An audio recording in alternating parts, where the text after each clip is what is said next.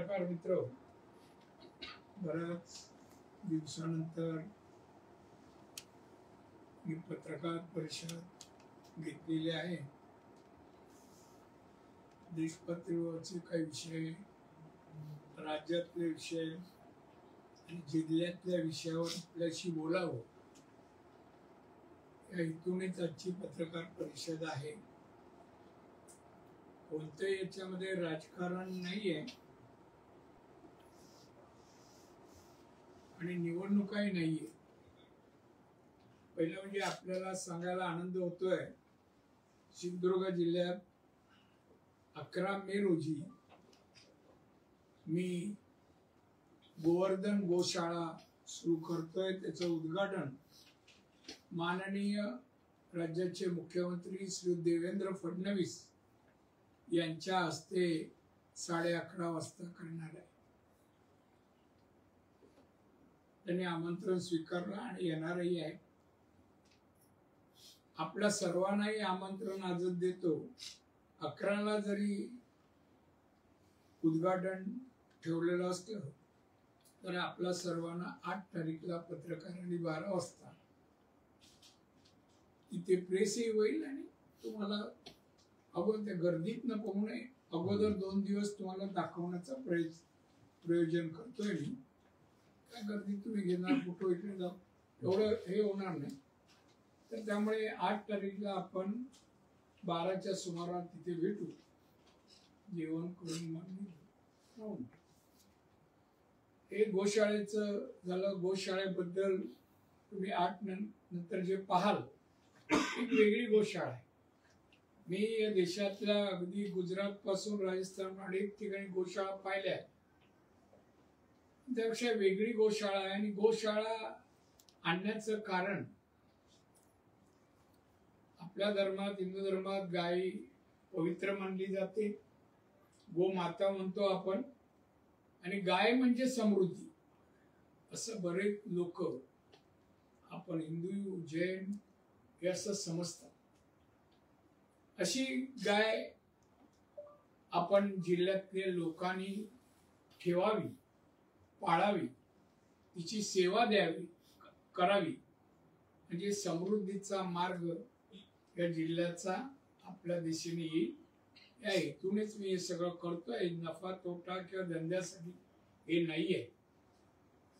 गोशाळेमध्ये या देशातील गायीच्या प्रमुख जाती आहेत. गीर गायीपासून अनेक जाती आहेत. या दूध अगदी 20-22 लिटर, 18 लिटर असं देणाऱ्या गायी आहेत. देखण्या गायी आहेत. लातूरची देवणी ही अतिशय देखणी गाय पण त्याच्यामध्ये आहे.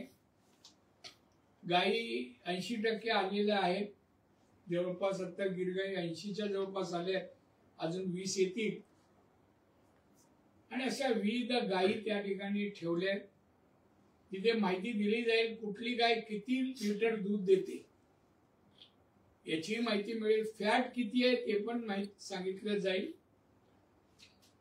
आणि एकंदर तुम्हाला माहिती आहे, आज गीर गायीच्या तुपाला 10,000 रुपये 1 किलोचा भाव आहे. 1 किलोचा भाव.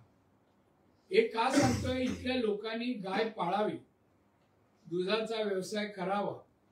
दुधापासून जे पदार्थ आहेत त्याला मागणी राज्यात, देशात आणि परराज्यात एक्सपोर्टही चांगल्या प्रकारे होईल.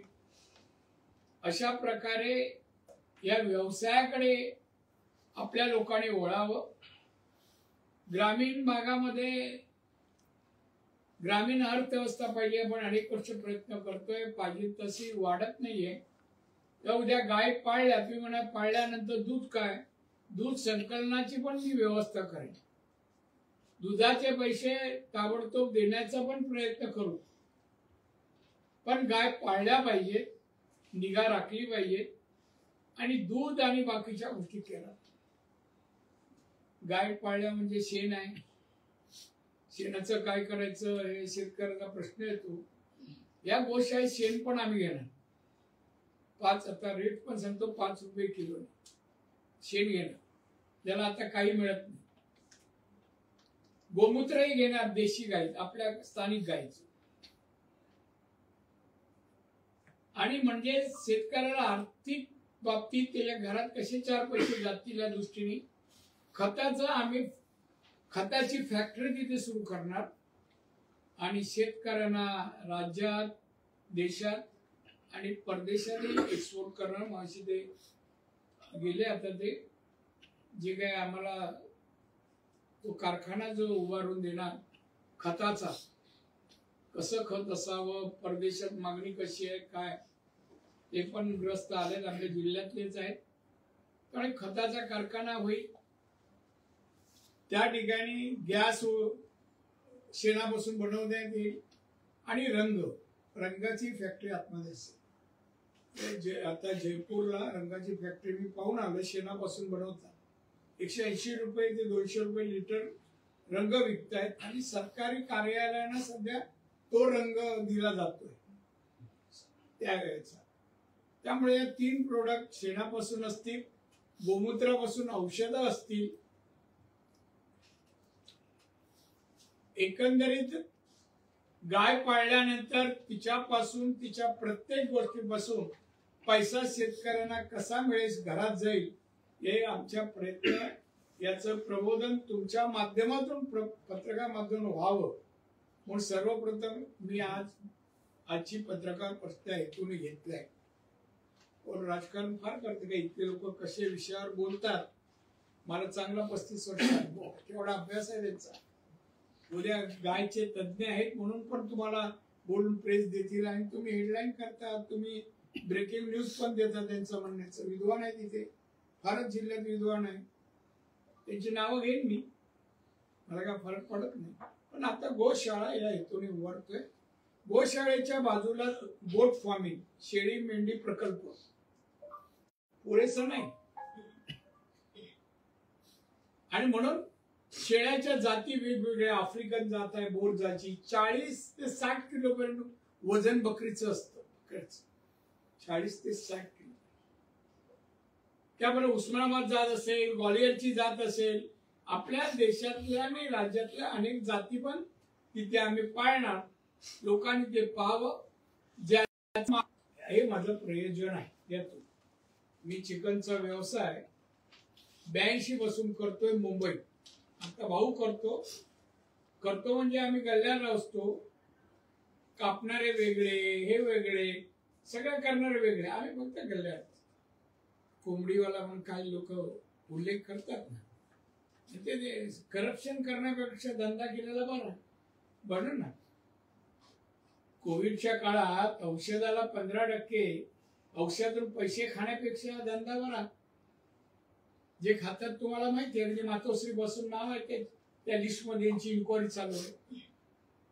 त्यामुळे मला म्हणायचं आहे, आपल्या लोकांनी व्यवसाय करावा, पैसे मिळावे, मुलांना चांगलं शिकावं. त्यासाठी इथे मी इंजिनिअरिंग कॉलेज आहे, मेडिकल कॉलेज आहे, बाकीची कॉलेज आहेत. शैक्षणिक कालचं भाषणही माझं ऐकलं असेल. राजकीय मी केलं नाही. चांगला दर्जेदार शिकवा मुलांना आणि चांगली मुलं मुली कर्तबगार तयार करा. कुठे हुद्द्यावर जाऊ दे. मी हात पण दाखवला कलेक्टरकडे. कलेक्टरची पोस्टिंग झाली का बंगला मिळतो, गाडी मिळते. अशा पदावर आपले लोक जायला पाहिजे. असं शिक्षण दर्जाचं द्यावं ही मला वाटतं. असं एवढ्या वर्ष राजकारण माझ्या एवढं सिनियर हे जे काय बोलतात एकही नाही जवळपास. कुठल्या विषयावर या मनाने बोला, तुमची हिंमत असेल कोणत्याही. तर बोलण्यापेक्षा म्हणा करा, तुम्ही करा काहीतरी प्रकल्प सुरू. तर म्हणून अशा दृष्टीनेच पोल्ट्री पण ती कशी असते, काय असते, बांधकामाला किती पैसे लागतात, एका कोंबडीला ठेवायला किती स्क्वेअर फीट जागा लागते, सगळ्याची माहिती मी तिथे देणार. म्हणजे एखाद्याला करायला पत्रकार का ना. मी एक पत्रकार मुंबईचा आमच्या इकडे स्थायिक झाला, नाव नाही सांगत. मला दादा इथे आता काय करू. बोललं पत्रकार तू चांगला पत्रकार आहे, मुंबई सिनियर होता, आला असते. मुलं पोएट्रीचा धंदा चांगला चालेल, मी माल द्यायला आणि घ्यायला घेणारा पण तुला देतो. चालू केलं त्यांनी गावात आपल्या देवा, चांगले पैसे येतात. 82 ला मी चिकनचा व्यवसाय मुंबईत सुरू केला. 82 त्यावेळेला दुकान चांगलं पॉश दुकान व्यवस्थित. त्यावेळेला मला 64,000 रुपये नेट यायचे खर्च जाऊन. कसा पहिले उदाहरण का सांगतोय, पैसा आहे त्याचे 64,000. आणि तेव्हापासून आजही म्हणजे भाऊ करतो 3 नंबरचा मुंबईत. तर त्यामुळे आपल्या लोकांनी ह्या अशा व्यवसायात यावं आणि करावं. मोठे धंदे सगळेच करा, सगळ्यांनी हॉटेल टाका, आनंद आहे मला. सगळ्यांनी वाळू धंदा करा, पण पकडलं तर राहू नका. माझी इच्छा आहे, प्रामाणिक करा, काय जे काय असेल ते. पैसा मिळवा, मुलांना शिकवा, चांगले आहार द्या. त्या कॉलेजची मुलं माझ्या समोर बसली होती, उल्लेख केला ना काय शरीर असते. मी 15-20 जण असे बसले होते. बघा ही तरुण आमचे युथ का आहार नाही, तशी आहार नाही. आहार केव्हा येतात, पैसा असेल तेव्हा. हे चेष्टेचा विषय नाहीये. असणार मुलांना सशक्त मुलं झाली, बुद्धिमत्ताही चालते, ब्रेनही काम करतो, रक्तपुरवठा चांगला होतो. मुलांना अन्न मिळालं, कपडे मिळाले, उत्साहाने शिक्षणही घेतात. आणि म्हणून त्या माध्यमातून मी बोलतोय की मिळालं पाहिजे, केलं पाहिजे. एका दिवसात सिंधुदुर्ग समृद्ध नाही होणार. प्रत्येक माणसाने योगदान द्यायला पाहिजे, योगदान. आणि म्हणून असा व्यवसाय लोकांना शिकवण्यासाठी म्हणून मी ते केलंय. आता तिथे पण तुम्हाला दिसतील नोकर. आपल्याकडे सगळे साफसफाई नोकर मिळत नाही. आपण गाय पवित्र असते, म्हणजे शेणात हात घालायची. आपण शिकल्या 10वी 12वी झालो तरी लाज वाटते की कमी पण वाटशील. पूर्वी तर आपली घरच शेणाने सारवायची आणि त्याचं झोपणं बसणं त्याच्यातच होतं. पण आताच्या पिढीला ते वाटतं मला काही भाष्य देवर करायचं. पण तिकडे बघा, नेपाळवरून पण लोक येऊन काम करतात. तिकडे रोजीरोटी नाही, त्यांना हौस नाही एवढे लांब यायची. मुलांना घेऊन आली त्यांची कामं करतात. हे सगळं पहा आणि लिहा. मला वाटतं गायच्या जातीवर तुम्हाला आनंद वाटेल अशा बघायला. गाय कशी दिसते, छोट्या पण येतात. 3 एवढ्या गायी पण मी तिथे ठेवल्या, 3 आहे. बघतोय अजून 2 नरमध्ये हैदराबादवरून येतात, वेळ लागतो. अशा तिने तुमच्या ज्ञानात भर पडेल आणि ती भर तुम्ही आमच्या शेतकऱ्या लोकांना पोचवाल. म्हणा पण उद्योगाला प्रेरणा मिळेल असं काहीतरी लिहावं. काही नाही, लोक निर्जीव आहे, उपाशी मिळाल. तर बघा आता तुम्ही बाहेर थांबायला पाहिजे. लोक भेटताना मला एक मुलगी आणि तिची आई आहे. 1600 rupees on Google Pay for business. नाही काय माफ आहे. मी काय करू इथे बोलणं आमच्या महिला एकच एवढी आवाज कसा एवढंच बोल होतं, बाकी काय.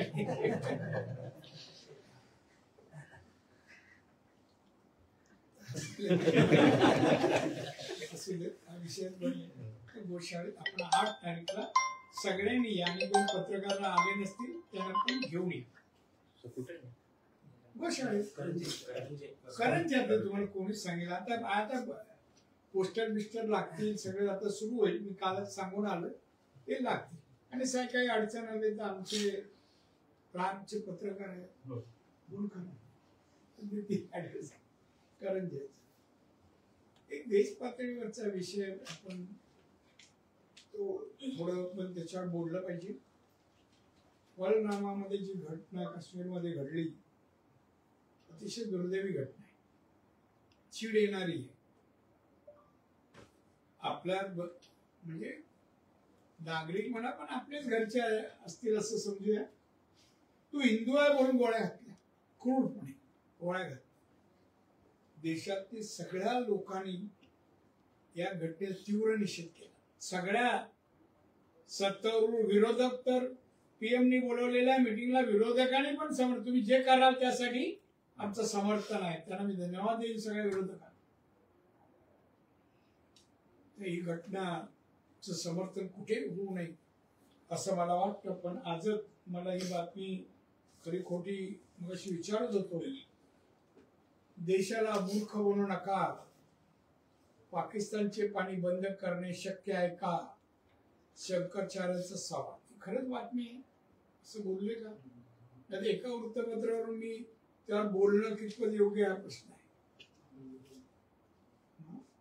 नाही, ह्या बाकी बातम्या नव्हत्या त्यांना, त्यामुळे ही त्यांना ह्या वृत्तपत्राला पोषक वाटले. नाही नाही, तुम्ही सांगा ना, हा का नाही, कोणाला माहिती आहे का ही बातमी? रत्नागिरी टाइम्सचा कोण आहे का? नाही नाही, त्याने सांगावं मला, मी काय याचा प्रश्न. ही बातमी खरंच बोलले युट्यूबला आहे, पण युट्यूब किती विश्वास आहे? नाही, हेच त्यांचंच आहे, त्यांच्यात ते बोललेले आहे. नाही, मला एवढंच म्हणायचं याचं, मी आदर करतो आमच्या सर्व शंकराचार्यांचा, धर्मगुरू आहेत आमचे. देश आणि देशातली जनता आणि देशाच्या प्रमुखांनी, पंतप्रधानांनी सुरक्षा देशाची जनतेची संबंधी कोणताही निर्णय केला त्यावर भाष्य करू नये याने, असं माझं ठाम. भाष्य करू नये. तुम्ही देशापेक्षा मोठे नाही आणि देशाच्या जनतेपेक्षाही मोठे नाही. त्यामुळे आम्ही आदर करतो शंकराचार्य म्हणून, पण या विषयावर सरकारच्या देशहिताच्या आणि जनहिताच्या घेतलेल्या निर्णयावर, देशाच्या संरक्षणात घेतलेल्या निर्णयावर भाष्य करू नये असं माझं ठाम मत आहे. हा तुमचा अधिकार तुम्हाला दिलेला नाही, घटनेने पण नाही, एवढंच म्हणेन. नंतर पुढे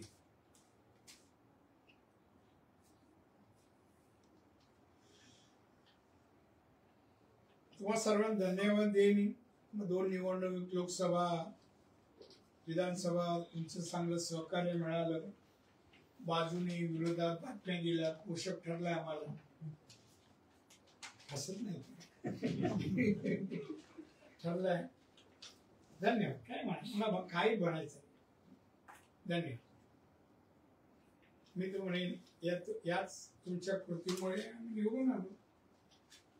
मी निवडून आलो, निलेश आला, नितेश आला की सरकार आले. धन्यवाद. सरकार आमचा आहे.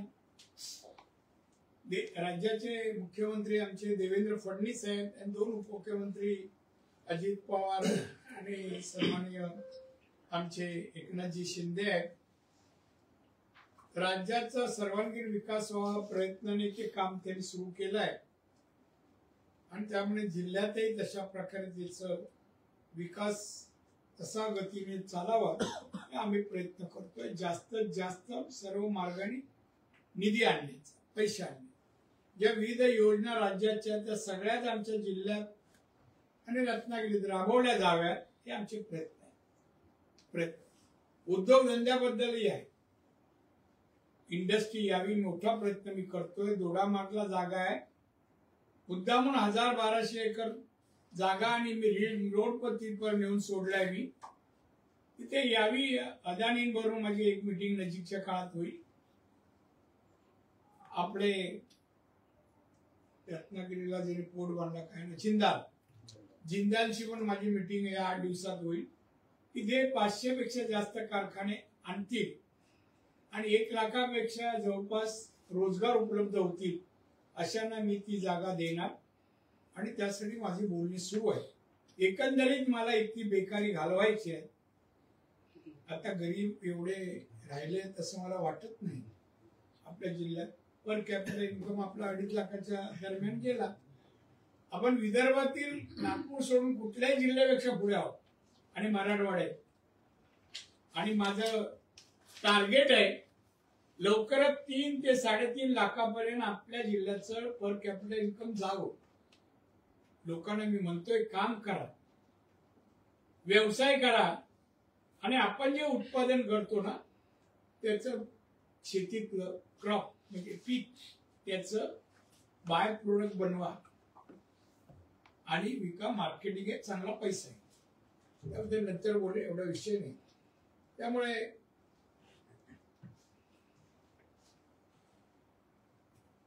आमचं सरकार त्या दृष्टीने काम करतायत आणि अतिशय तुमच्याही काही सूचना विकासासंबंधी जर असतील तर आपण त्या द्याव्यात असं मला वाटतं, कराव्यात.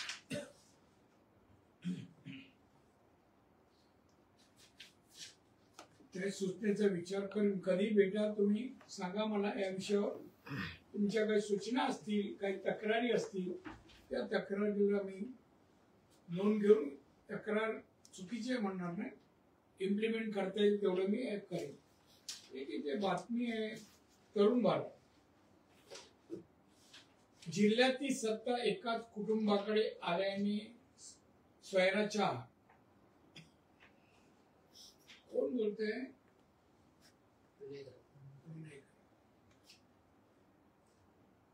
परवा माझ्या विमानात काय बरोबर आले, बाजूला एकच रो होत, काय बोलले नाही.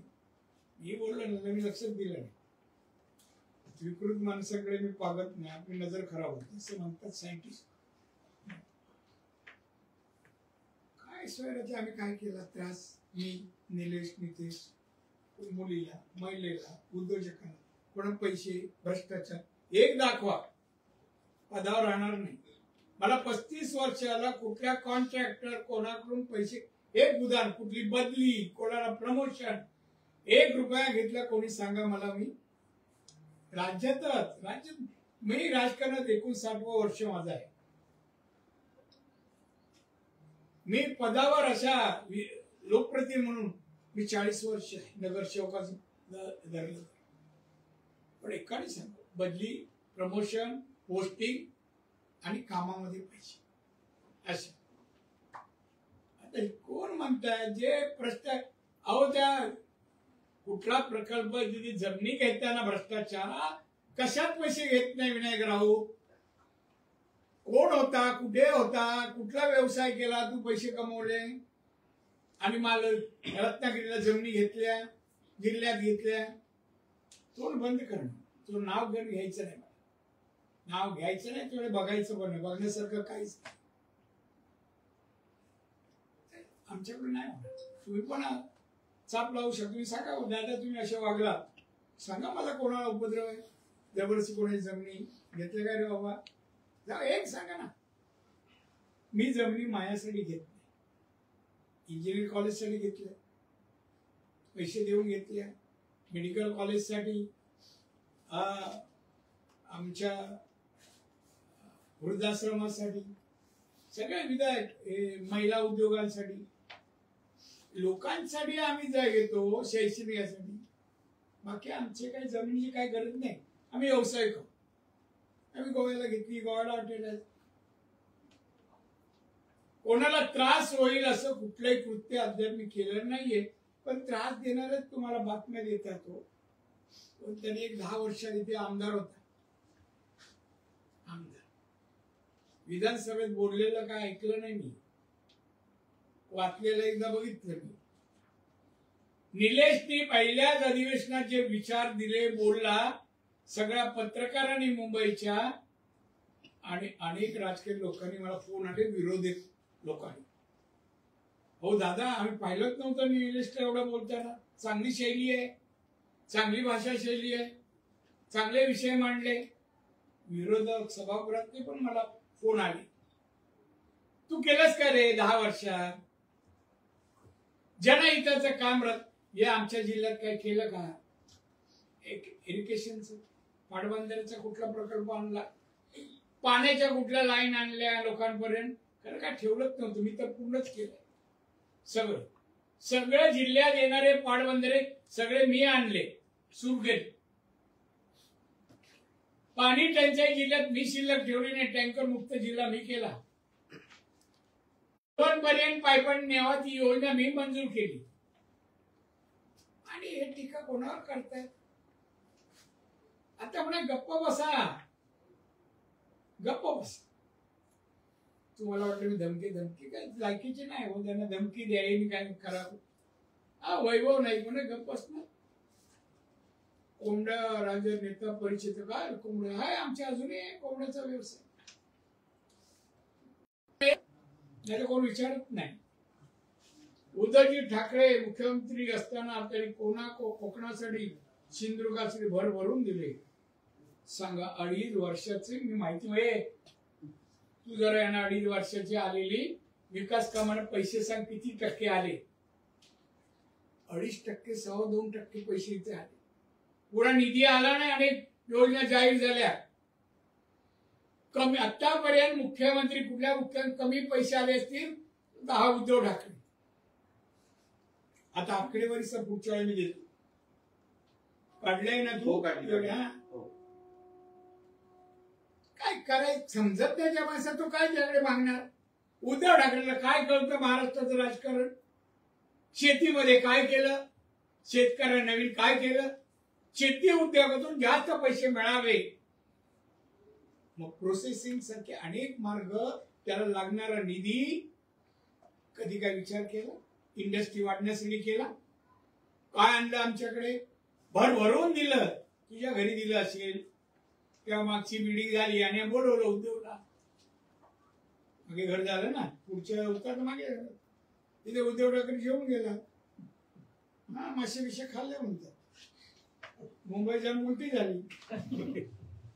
उगाच मला विचार करून पण कानफडत मारीन कधी जाऊन. मी परवा नाही करणार कोणाची. चुकीचं काय ते बोलले तर. उद्धव ठाकरे येईल बोलतो कोण? तू काय अडवतो रे? मी ठरवलं ना मी काय करू शकतो महाराष्ट्रात लोकांना माहिती हो ना. अनुमोदन दे. मी सांगेन मला या पत्रकार काय चाललंय बाय. तुम्ही पण लिहा काहीतरी असे. काय चिपी विमानतळाचे काम अनेक रखडले, तू केले का? अरे आंदोलन केली. काय झालं? त्या उद्घाटनच्या वेळेला बेइज्जत केली तुमची. काय केलं तुम्ही? बेइज्जत. उद्धव समोर नमस्कार येतोय आम्ही.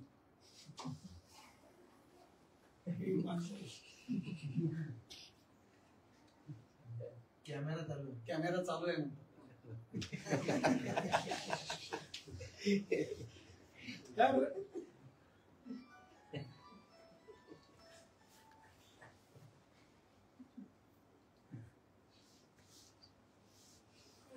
वादळाच्या वेळा किती पैसे दिले आणि किती पोचते हे पण तुम्ही जरा बघा.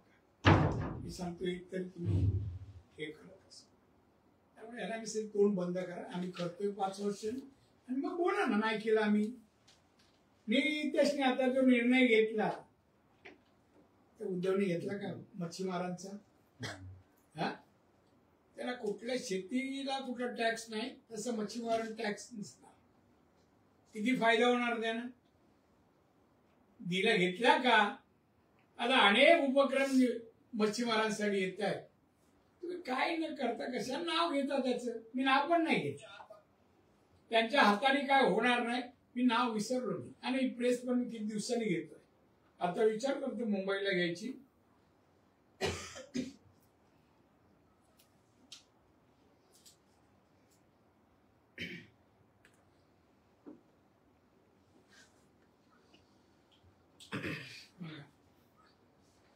मागच्या बीपीडीसी ड्रग्स वगैरे हे मी आणि निलेश नितेशला बद्दल सांगितलं तर मी काढणार. हा म्हणतो पालकमंत्री असताना एक चाललेला आहे. पालकमंत्री काल झालं 2.5 वर्ष तुझा तो ऊब देऊन गेला ना आमच्या खुर्चीवर लायकी नसताना बसलेला उद्धव. तेव्हा का नाही केलं हो? त्या 2.5 वर्षात दिसले नाही का? हे आता आम्हाला दिसले. आमची सत्ता असताना आम्ही सांगितलं, मी एसपी ना बोललो तुम्ही नाही करणार तर मी सगळे अड्डे तोडणार, विकणाऱ्याला सोडणार नाही. मी सांगितलं मीटिंग मध्ये ऑन रेकॉर्डवर.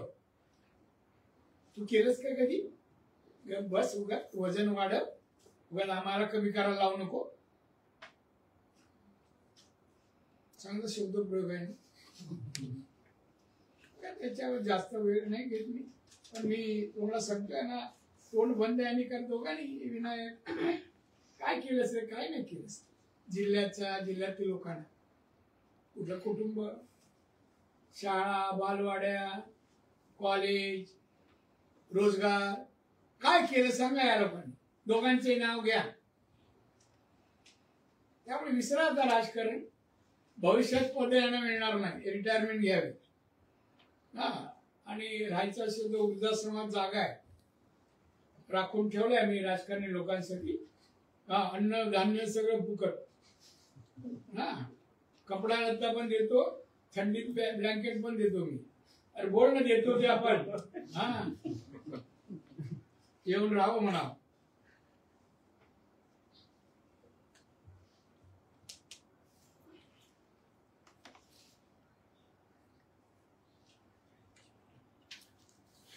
जी मतं मिळाली नाही ती चुकून मिळाली. काय 73,000. त्यामुळे जाऊ दे. कधीतरी भेटला का विचारतो त्याला मी. आपण समोर भेटला तर विचारतो, तुम्हाला माहिती आहे आपली सत्ता. हा, उलटा बोलला काय तुम्हाला माहिती काय होतं.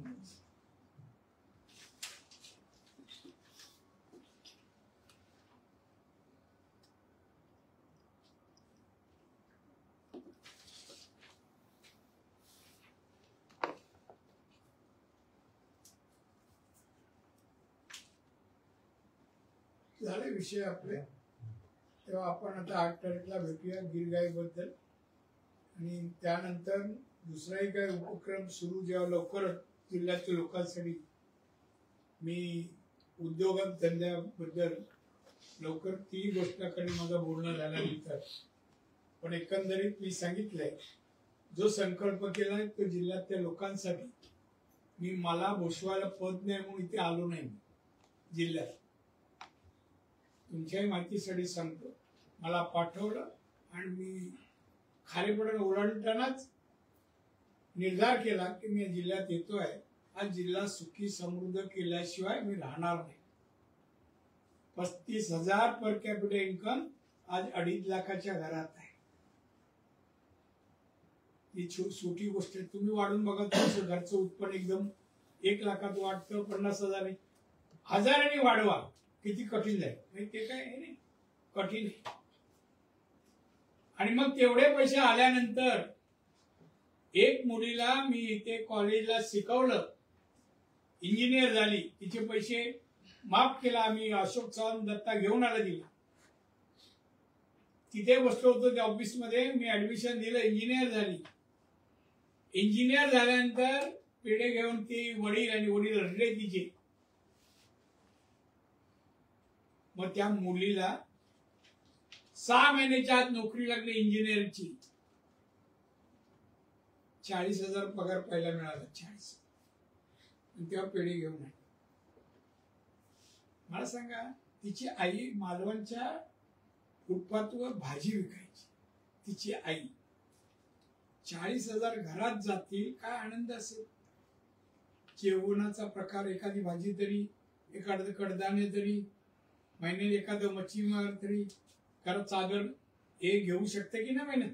भावंडांना शिकवू शकते. हे परिवर्तन शिक्षणाने, आणि ते मी पाहतोय. आता पण तिथे बसलात कळे किती जणांना मी श्रीमंत. असं काय नाही श्रीमंती. वडिलांच्या ट्रस्ट हेच काम करतो. त्यामुळे तुम्ही पण लिहिताना कोण बोलतो म्हणून बातमी देऊ नको. तुझं काय कार्य सांग ना बाबा. 10 वर्षात केलेलं कार्य सांग, देतो आम्ही. तुम्ही ब्रेकिंग न्यूज द्या, पाहिजे जाहिराती त्याच्या नावाने जाहिरात पैसे मारून घेऊन जा कार्याचे, त्याच्या कार्याचे. खरं सांगते. आणि असले ना असे लोकप्रतिनिधी भविष्यात ईश्वराने या जिल्ह्यात देऊ नये. दंडवते बिंडवते वैष्णनाथ पय आमचे प्रभू हे काहीतरी देणारी माणसं होती. मी माझं म्हणणं नाही, पण देणारी काही ना काहीतरी देऊन गेले लोकांना. हे उपट सिंधू लोकांचं कॉन्ट्रॅक्ट मधून पैसे, स्वतःला कॉन्ट्रॅक्ट किती मिळवले विचारावं. त्या कोल्हापूरच्या कंपनीच्या नावावर कंपनी याची कामं हा मिळवली, निकृष्ट दर्जाची कामं केली. एकही तुम्ही बातमी देत नाही. मी सगळे काढायला लावली आहे त्याची काम. त्या जाऊन इन्स्पेक्शन करायला लावणार मी आणि रिकव्हरी काढणार कॉन्ट्रॅक्टर. पैसे नाही म्हटले जप्ती पण येते. लक्षात ठेव. मी मागे लागलो दादून राहू, चांगल्या माणसाच्या नाही. असं तुम्ही आला, जेवायची वेळ झाली आहे. ठीक आहे ना. चहा वगैरे काय देते, खायला वगैरे दिलं देतो. ताकद वाढवते. दादा प्रश्न आहे. थांबणार बाबा, मी दुकान बंद करतो. बोल चल. उदय सामंत परवा सिंधुदुर्गात होते. यावेळी त्यांनी एक भाष्य केलंय की निलेश राणे सुद्धा वैभव नाईकांना स्वीकारतील, त्यांना मी निमंत्रण देतो पक्षात येण्याचं, असं त्यांनी भाष्य केलं. पोलीस सावंत माझा ऍडवायझर आणि आमच्या घरचा करताना त्याचा ऐका. मी परवानगी दिल्याशिवाय कोणी त्याला किती हो आता कधी मी सांग एकनाथ शिंदे याच्याकडे मुख्यमंत्री बाहेर बसलेला असायचा मला घ्या आणि इथे बोर्ड होता निष्ठावान शिवसैनिक. हा इथे या नदी आहे ना, नदीच्या बाजूला बोर्ड दिसतो. मला उलट एकनाथ बोलत, दादा बघा ना तो वैभव बसलाय. मी नाही तर बाकी सगळ्यांना गेले नाही करणार. मला तो केवढा आहे, मला 59 वर्ष राजकारणात झालाय आणि मायाबद्दल काय बोलतो तू लायकी आहे तुझी? तुझ्याबद्दल कधीही मी अजून वाईट विचार केला नाही. अजून काय काही बोलायचं उत्तर मिळालं. शिवसेनेच्या फेसबुक पेजवरती पोस्ट टाकण्यात आली आहे. शिवसेना उद्धव बाळासाहेब ठाकरे पक्षाच्या वतीने वेळ आली आहे एकत्र येण्याची. मुंबई आणि महाराष्ट्रासाठी शिवसैनिक तयार आहे मराठी अस्मितेच्या रक्षणासाठी. कोण एकत्र? राज आणि उद्धव. राज काय आहे का तू बोललास का? तू याच्यामध्ये आहे का? कोण एकत्र कोणाला आव्हान केलं आणि देणारे कोण? कोणाचं आहे ते दुकान? त्यांचीच माणसं. बरं तुम्ही मला सांगा, मी त्याच्यावर अजून भाष्य केलं. मला बरेच पत्रकार येऊन गेले घरी. मला भाष्य आहे. अरे दोन भाऊ एकत्र आम्हाला नको आहे का? या आता ते राजकारणात जे सक्रिय आहेत आणि आता राजकारणात संपलेल्या व्यक्तींनी एकत्र येऊन काय होणार? काय आहे आता त्यांच्याकडे? 20 झाले आमदार, पुढच्या वेळा 5 नसणार, 5 नसतील. दुसऱ्यांकडे काहीच नाहीये. ते आमचे मित्र आहेत, त्यांच्याबद्दल बोलू शकत नाही. त्यांचे 20 व्हावे आणि यांचे 5, 25 बस. गणित आपलं गणित चांगलं आहे. दिलीप वळसे पाटलांनी आंबेगाव येथे जलव्यवस्थापन कृती आराखडा जो होता त्याच्या बैठकीत बोलताना म्हणाले, महाराष्ट्रात उद्योगाला जी वीज दिली जाते ती देशात सर्वात महाग वीज आहे. त्यामुळे उद्योजक सुद्धा फार महाराष्ट्रात यायला तयार नाहीत, तर राज्यातले उद्योग दुसऱ्या राज्यात जायचं म्हणताय, असं दिलीप वळसे पाटील. आपल्याला काय अभ्यास आहे? नाही सांगा ना तुम्ही जे विचारता कोण बोलतो म्हणून. तो मंत्री होता काल बरोबर. या राज्यात जरा बाबा त्याला बघू दे. या राज्यात कोळशापासून वीज बनवायला जो खर्च येतो ना, त्या खर्चामुळे वीज महाग आहे. आपण कोळशापासून आणि इंधनापासून बनवतो. तर कोळशापासून वीज बनवण्याचा जो खर्च येतो ना, त्याच्यामुळे 2, 20, 25 हा रेट याचा आहे. बनवायला लागणारा खर्च युनिटला, आणि त्याच्यामुळे ती महाग आहे. खरं म्हणजे मंत्री असताना हे प्रश्न मुख्यमंत्र्यांनी विचारायला पाहिजे. मी मंत्री आहे, आमच्या भागात उद्योग आहेत, वीज का देतात 4 रुपयांनी? विचारायला पाहिजे ना. त्या गप्प बसले. ज्या वेळेला कोळशाचा दर खाली येईल तेव्हा आपणही आणू शकतो.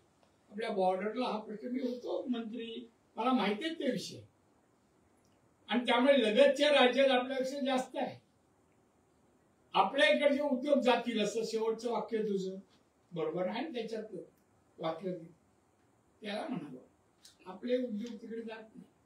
आपल्यासारखं इन्फ्रास्ट्रक्चर मार्केटिंग बाजूच्या राज्यात आणि देशात अन्य ठिकाणी नाही. म्हणा वकील साहेब माझ्याबरोबर बसा, मी फोन करतो त्याला आणि सांगतो जरा आपण दोघं बसलं पाहिजे. माझा चांगला मित्र आहे, चांगला, उगाच नको ती चुकीची होती. आपल्याकडे इन्फ्रास्ट्रक्चर आहे, आपल्याकडे जमिनीचे भाव जास्त का होत? स्क्वेअर फीट जसे गोव्याला पडले. गोव्याला 5 कोटी रुपये एकर भाव आहे, जंगल एअरपोर्टच्या बाजू. का? गोव्याला उद्योग धंदे आहे ना. एक हॉटेल बनलं चालतं, कुठे जगातले लोक येतात, ग्राहक बाहेरचे आहेत. आपल्या इकडे माल हे जे उद्योग आहेत त्यांचा मार्केटिंग मुंबई सारख्या शहरात होतं. मुंबईच्या जवळपास कारखाने जास्त का मार्केटिंग होतं इथून जगभर. इथे पोर्टची व्यवस्था आहे, एअरलाईनची व्यवस्था आहे, ट्रेन आहेत, सगळं इन्फ्रास्ट्रक्चर आहे. तर तुम्ही मला हे सगळ्यांचे विषय घ्या आणि दिशावून फक्त प्रश्न करायचे. खरं मला आवडेल हे जरा दुकान बंद करा, थोडं कळलं तरी पाहिजे आपण प्रश्न विचारला ना.